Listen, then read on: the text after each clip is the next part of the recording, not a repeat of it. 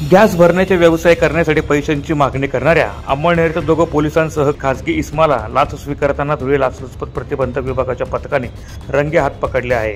या प्रकरणी दोन्ही पोलिसांसह खासगी इस्माविरोधात अंमळनेर पोलीस स्टेशन गुन्हा दाखल करण्यात आला आहे।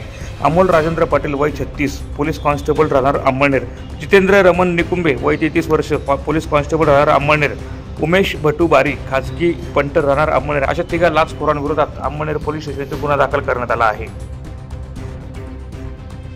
प्रतिनिधी सुनील निकम, माझा महाराष्ट्र न्यूज, धुळे।